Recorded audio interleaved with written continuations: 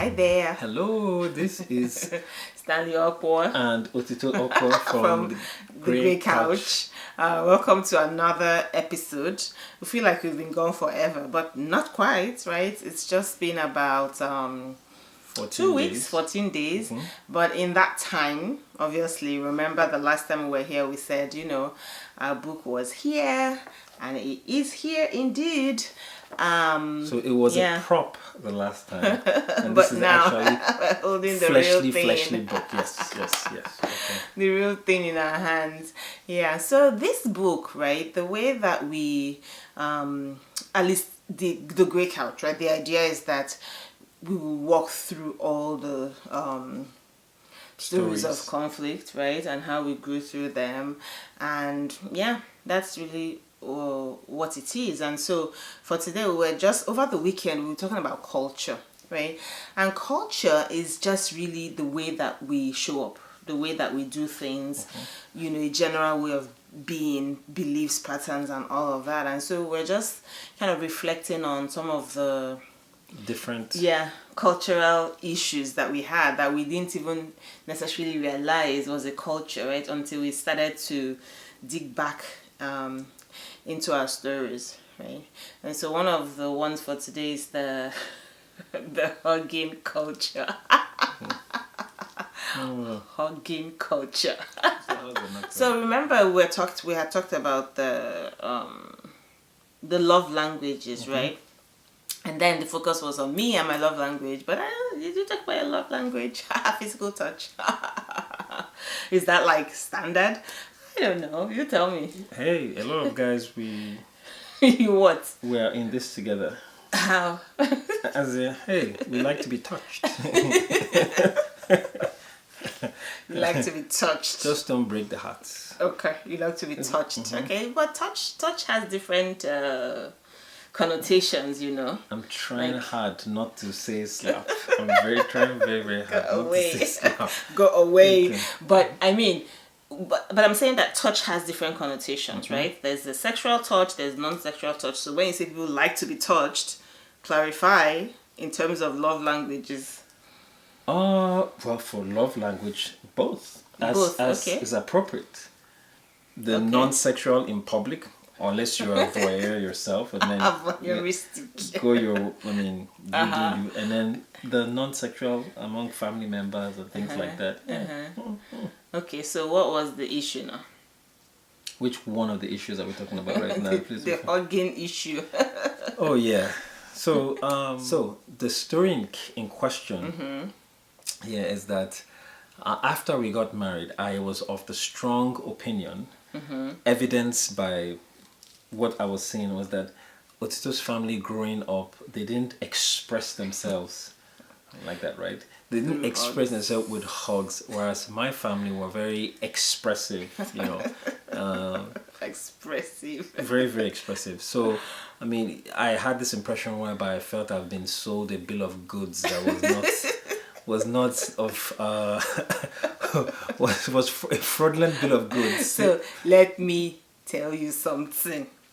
It's also because of the Christian part, You're forgotten that part. You're forgotten. Oh no. The parts where you should not be hugging brother and sister now, Oh, that SU part. You forgot it. Okay. Okay. I'd actually forgotten that part, that's true. Yeah. So but still, even beyond that.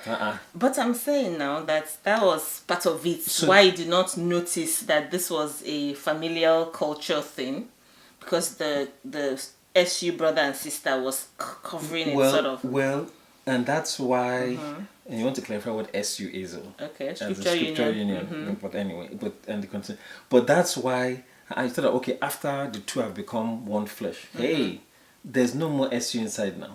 True. So this is why I was like, okay, all this is just bide your time until, and then bide your time. And bide your time until after. I do bide alone, so bide alone.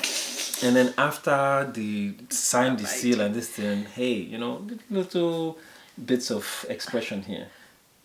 So in that case, right, it took me quite a while to I guess readjust, right? So again, I think this is something that you might find in the in one of the stories in the book, that it's not just the family too. Like there were other like things that kind of led to that, because I'm a genetic person, that phenotype, right? You're just like, oh, don't touch me, right? But then he kind of, was not necessarily aware of that right at the beginning. However, be honest, the hugs was like one thing, but I still perform my duties as a wife, right? Yes.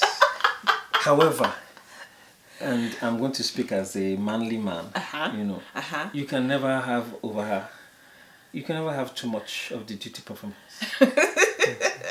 Really? Yes. Tell me about it. But I'm saying that hugs don't necessarily lead to the other, right? They're mutually exclusive events. It's just that one of them is saying, I want to be, affectionate, right? But it's not like one thing leads to another. It's just that there are two good things to have at the same time, right? What do you think? One can lead to the other. I'm just saying. Yeah. I'm just saying. One can lead to the other, but not all the time, not all though. The time. Yeah. Not all the time. So I mean, and it shouldn't all the time. So I had to, I had to adjust. I had to adjust like real fast, because it was a situation where it's like, you don't want the person to feel like you're rejecting their advances. And I appreciate the adjustment, because that's what it actually seems from the other side. A form of rejection. Okay. And we brothers, we don't like rejection. Yes. Okay. But the adjustment to now, when you talk about all the things that contribute to harmony, right? I think God saw our plight and gave us a child that is a huggist. It's a huggist. So I keep thinking to myself, even if I wasn't going to adjust, this child made me adjust by force. He will give you 1,000,000 hugs, and it's not just like mom, it's also dad. So even dad himself is like, if this child hugs me one more time, I don't know what I'll do. So even the person who was like, wanting the hugs realized that maybe hugs can be a little too much, right? But no, hugs are never too much, right? We're just kind of like, we'll take 1,000,000 hugs any day, because the time is coming when we shall be begging this child for a hug and we may not see it. So we are very aware of our blessings. But yeah, that was just one of the things. And so you can imagine that it's something that you had to be consciously adjust, right? Your culture, whatever it was that was, causing that expression, so to speak, right? You kind of say, okay, this thing is important to my spouse. And I think that's the important part, that even if I don't feel like hugging the person, right? You will, you continue to make the effort, in the sense that, how they say with love, like you act first and then the feeling comes afterward, right? Okay. Something like, almost like faith. Yeah. Not enough time to explore why you wouldn't feel like hugging the person, as in, is PTSD. Okay. Yeah. Because is there anything that the brothers can do to set the mood right? To set the mood right? Yeah. I mean, we talked about it. You have to kind of know the other person's love language. So in terms of acts of service, right? Okay. Acts of service, right? So that one like gave a lot of hugs and kisses, but this is after the number of years of the adjustment, right? Of that adjustment of just being more, what's the word? More open. Yeah, more open. How did you get that word together? However, where we're talking about the different cultures is, yes, my family culture was one of it. But the Christianity, that culture was also part of it, because we came from a more conservative, Christian setting, right? Like the kind of setting where you don't wear trousers. That's how conservative it was. If you look at the sister in the wrong way, you've already sinned. So, yeah. So you can imagine that all these things was a confluence of all those things. And so one had to literally shed old ways of being, right? To enter into this new way where you could now be more intimate. You don't think it served as a protective function, though? It did? I don't know. I'm going to be honest and say, I don't know. Now that you're older? Now that I'm older, no, because hugs are good. I mean, they're good. I'm telling you, like it lets a person know that you are loved. I don't know how to think about it. Like we normally say that we sing that you are embraced in the loving arms of a father. And because we are calling it hug, it's really an embrace now, like an embrace. On camera, okay. Embrace sorrow. Great culture. Yeah. I'll retaliate the embracements after the camera, but anyway. Okay. So that's it, right? Like you kind of think about, for you, has there been anything that you had to really adjust your culture, in that way? And we bring this up now because now you look at us and think, oh, these are the two most contemporary people, but it didn't start out that way, right? These were cultures that we were immersed in before we got married, right? So we had to find our way, so to speak. And what brought about the, I don't want to call it liberation, but what brought about exploring this culture? Because a lot of times the culture, I see it as a precipice. You don't want to go beyond because you're afraid you'll fall off a cliff. What enabled the exploration? The fact that you were married, right? Marriage itself is a boundary. It's like I can explore, right? I can explore boundary in this environment, right? That kind of thing. And then you kind of know your responsibilities, I would say, right? Which is why I said, even though the hugging, I was getting adjusted to that, I certainly was not getting adjusted to things in the bedroom, right? I was like, I'm pretty okay. I would say. Yeah. So, yep. Question. What other question do you have for me? No, I'm just thinking from how we were able to.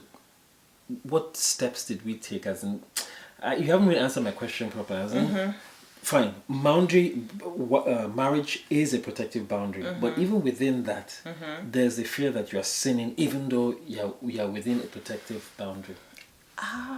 No, I didn't have that though, because I felt like I had gotten to the nadir, or how did they put it? Like, I've waited all this while. I'm now in this marriage, so what should I be afraid of, right? I didn't have that at all. I don't think I had that, right? Because, like I said, for me especially, the two issues were mutually exclusive, right? That that I'm not like open to a hug or just like those physical expressions of affection, right? That was, to me, something that I needed to conquer in my own mind. But like I said, it wasn't interfering with the fact that I knew that I needed to couple, like with a husband, right? That kind of thing. So, yeah. What's your question for me? I don't have any questions for you. Hey, can't it just be one-sided for now?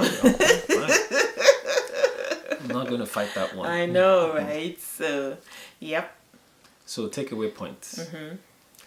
Explore. Don't be afraid to explore within marriage.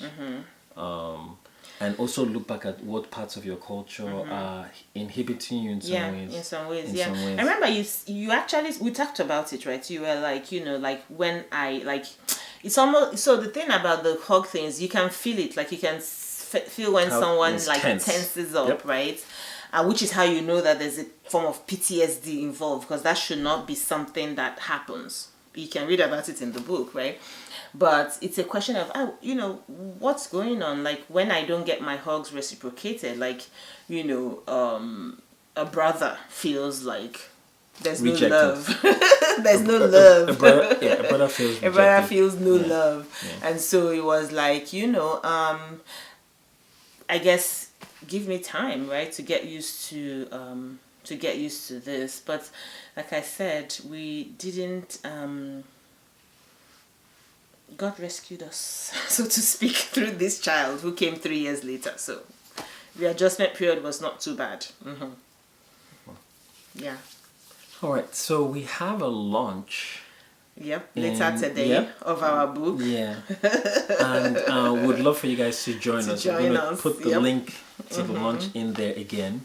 and we'll just explore a few more questions from you guys and just tell a little more stories about the how and the inspiration and the why behind the book before we start to jump into stories in there. We'd love for you guys to just join our family and celebrate. Yeah, and remember, you can always create a new culture. I think, if anything, that's kind of that's kind of what we are trying to do here, and to say that some of the stories are not, maybe are like, what? How is that possible that you never wore trousers before, like, you know, you came to America or something like that? Like, it's like, is that even a thing?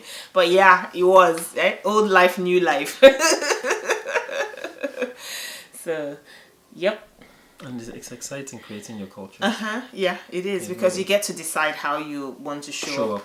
Yeah, in your new culture. So don't forget to subscribe and like and share, and we'll see you in another week or two.